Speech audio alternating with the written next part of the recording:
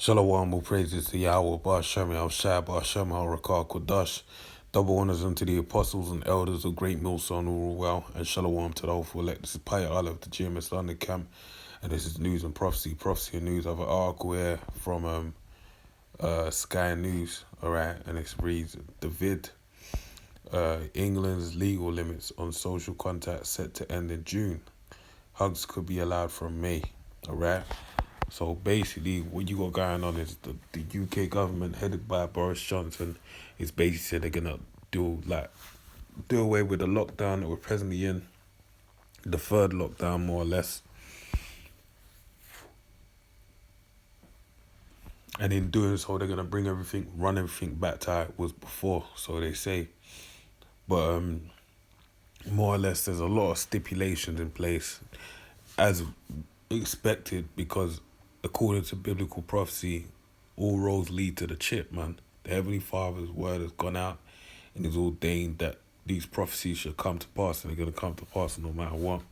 All right, so, as that picture shows, a lot of people feel like this is good news. But I don't know, it's bad news for those it's bad news for, but it's good news. Really, these people in the image don't really understand how bad news the bad news is. All right, because it's basically leading to the destruction of the world and the salvation of the nation of Israel, the so-called Negroes, Hispanics, and Native Americans, according to the elect. All right, and in saying that,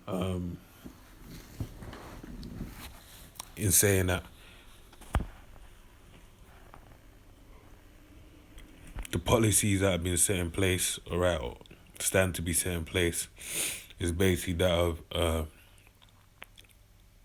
what's the word I'm looking for? It escapes me right now. Is as far as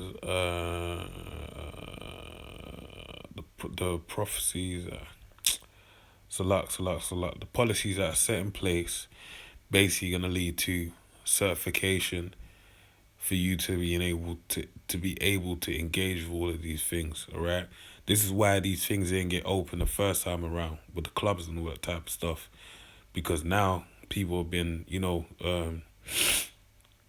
what's the word, fiending to go out for a rave and all that type of stuff. And now that all everything's been unlocked, they're basically now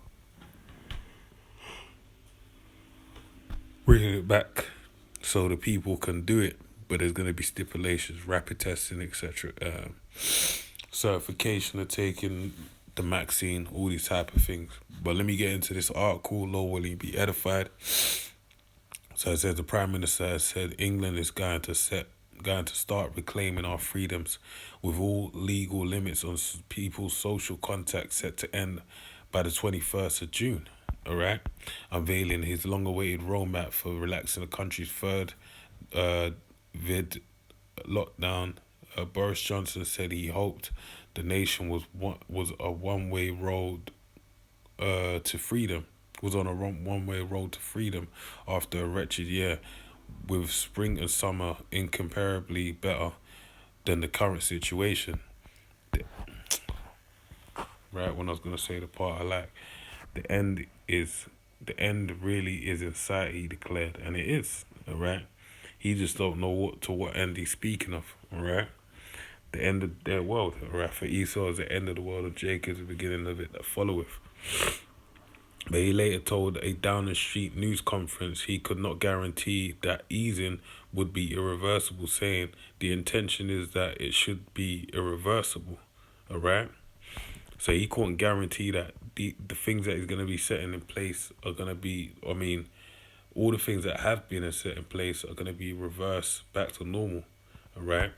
After schools reopen on the 8th of March and some outdoor restrictions are lifted 3 weeks later, Mr. Johnson said the next step was set to be the reopening of beer gardens and hairdressers from the 12th of April at the earliest. The PM told MPs the dates in his 4-stage plan were not set in stone and represented the earliest possible points at which the restrictions specified could be lifted. Key dates include 12th of April at the earliest, non-essential retail, hairdressers, nail salons, gyms, outdoor areas, in hospitality venues such as beer gardens set to reopen along with libraries, museums, zoos, and theme parks. Self-contained accommodation will reopen, but people will only be able to stay with members of their household. Alright, so all these things are closed right now. The only thing you got open is more or less essential shopping, like supermarkets and grocery stores, basically, that, and just like takeaway spots, basically. If your restaurant isn't built for takeaway, then you can't be open. So that's more or less all that's open when it comes to retail. No mobile phone shops, no JD Sports, no Foot Locker, no Harrods, none of that.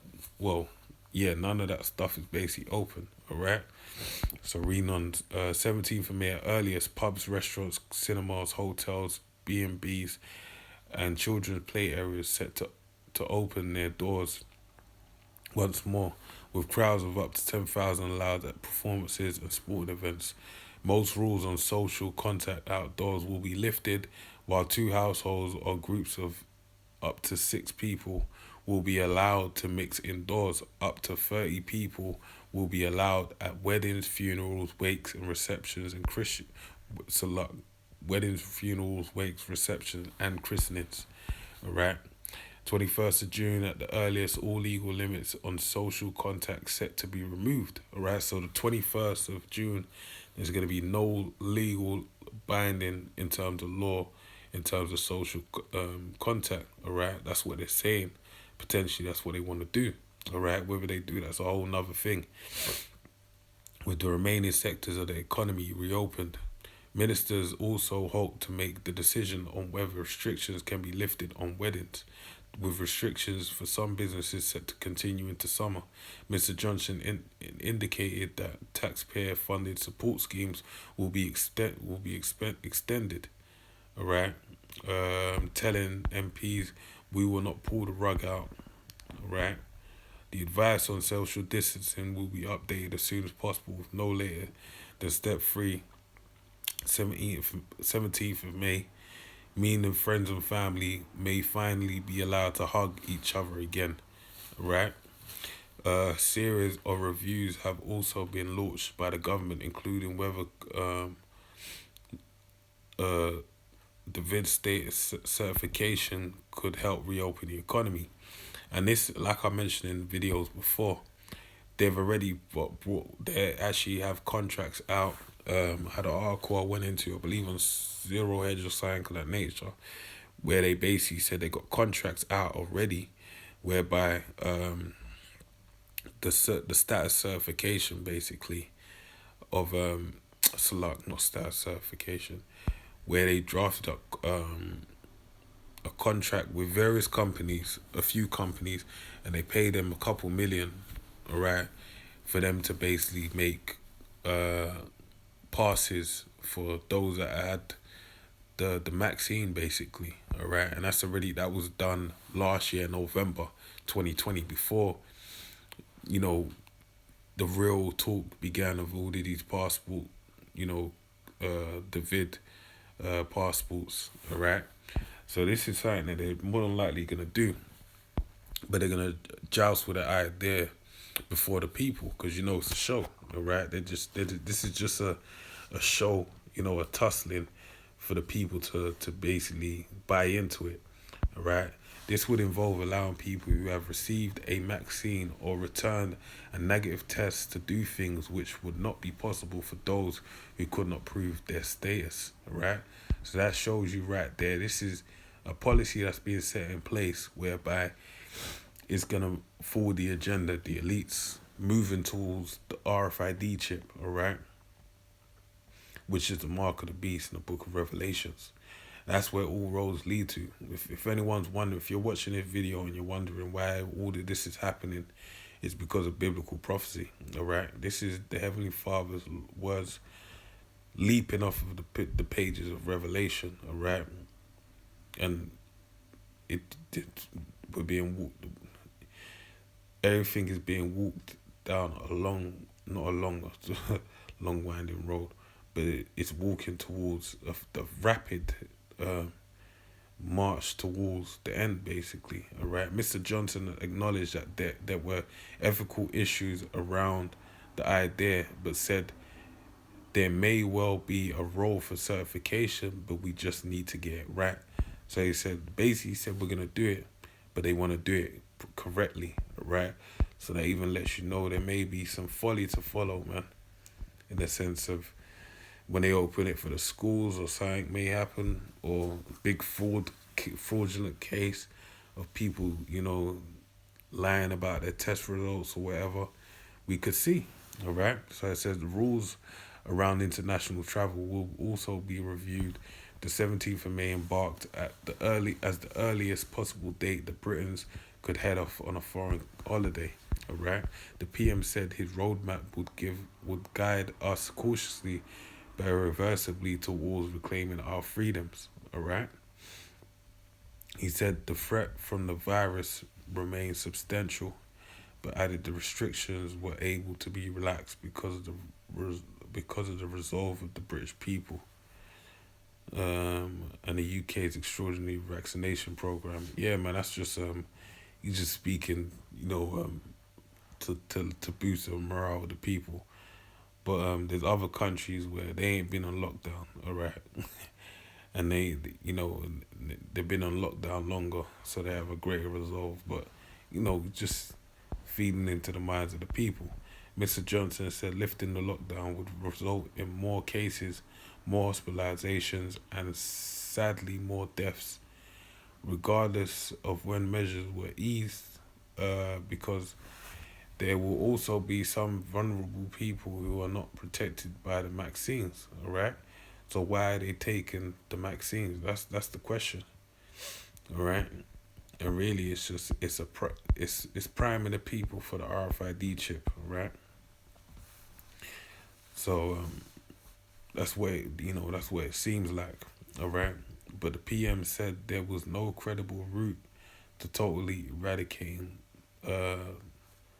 the vid, all right, and achieving a zero COVID status, adding that restrictions with which deliberate debilitate our economy, our physical and mental well-being, and life chances of our children cannot remain in place indefinitely.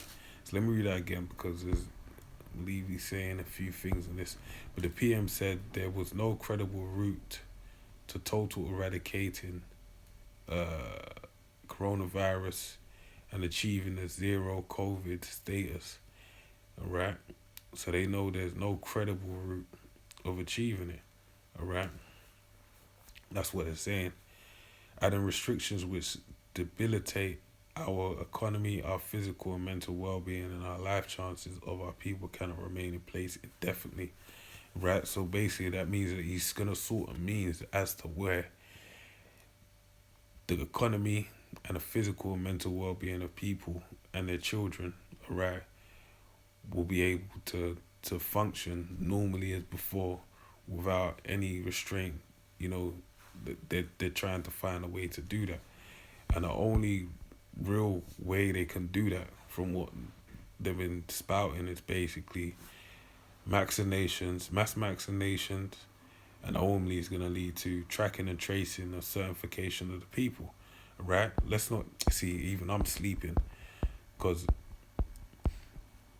really what this is saying with the vid status certification really leads into the chip, right? That's the status certification really goes into the writings in the chip, which the writings in the chip is the root word grapho, which means writing, right? Which is your biometrics, which say you're clean and you're able to mingle within society. All right. Damn.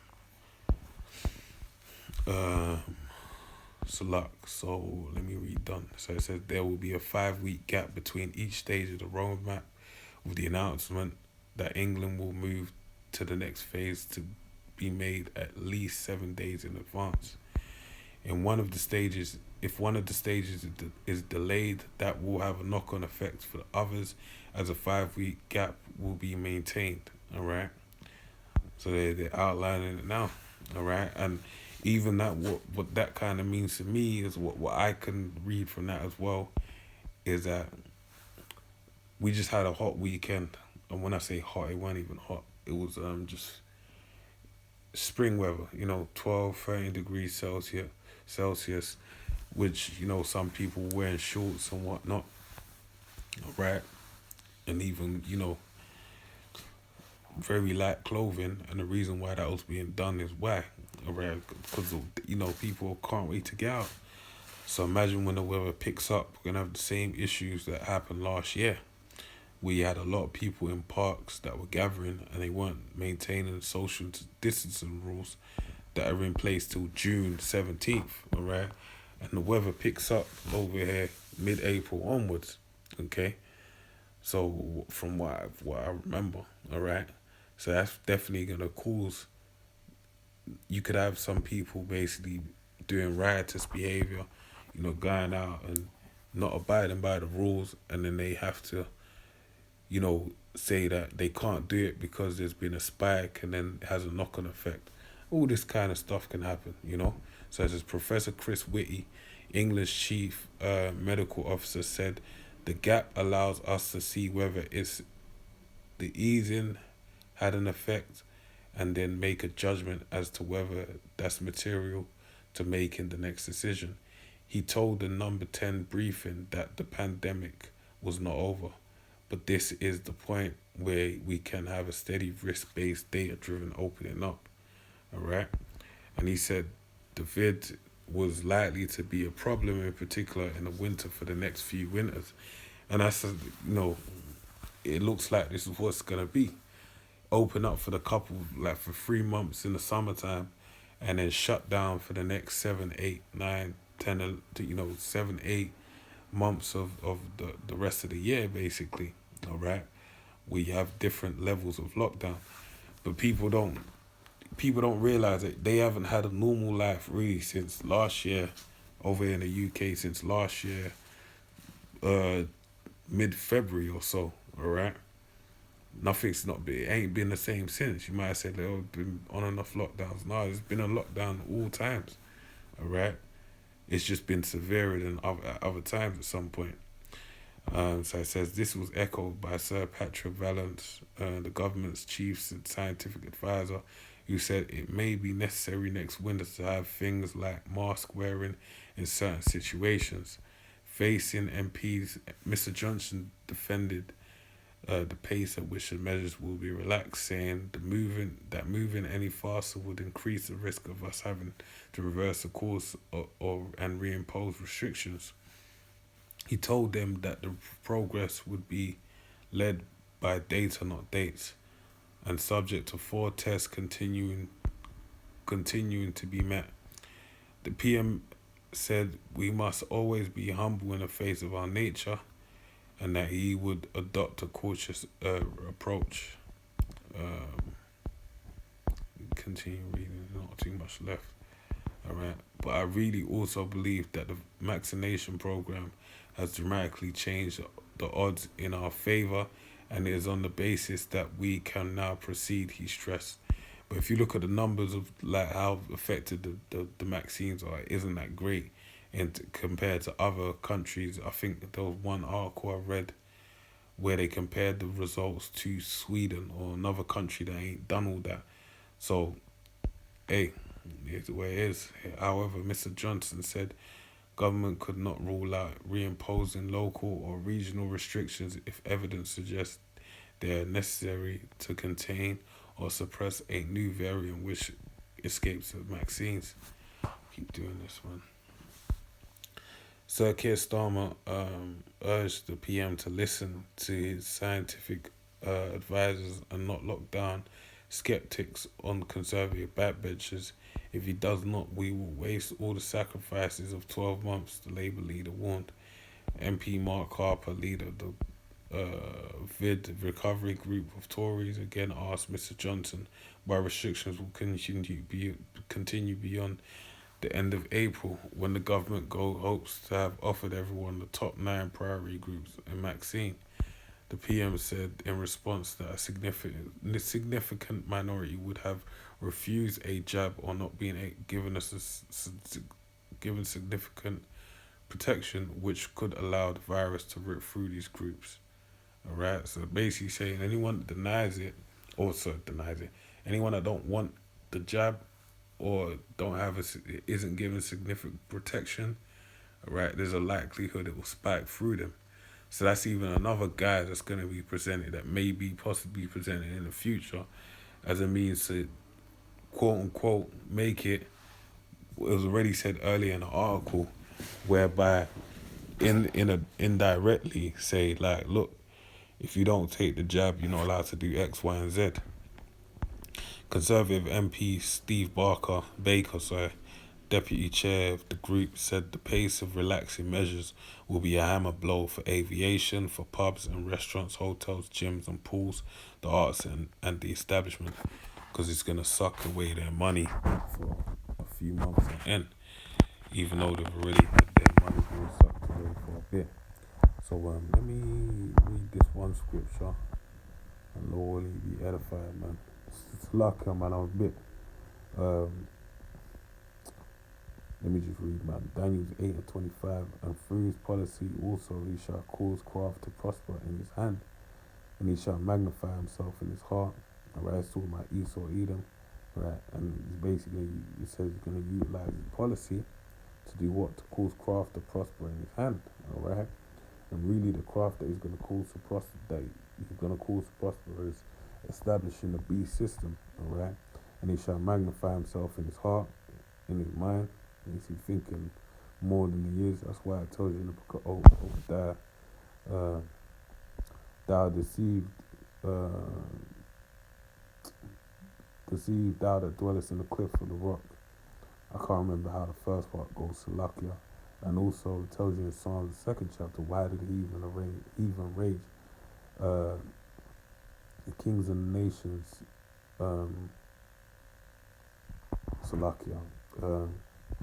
Psalms 2 and 1, you can read it up. But it says, and he shall magnify himself in his heart, and by peace shall destroy many. He shall also stand up against the prince of princes, but he shall be broken without hand. That's Esau's end, man. He's going to be broken without hand. So with that, man, I pray you edify to the next one. I say shalom.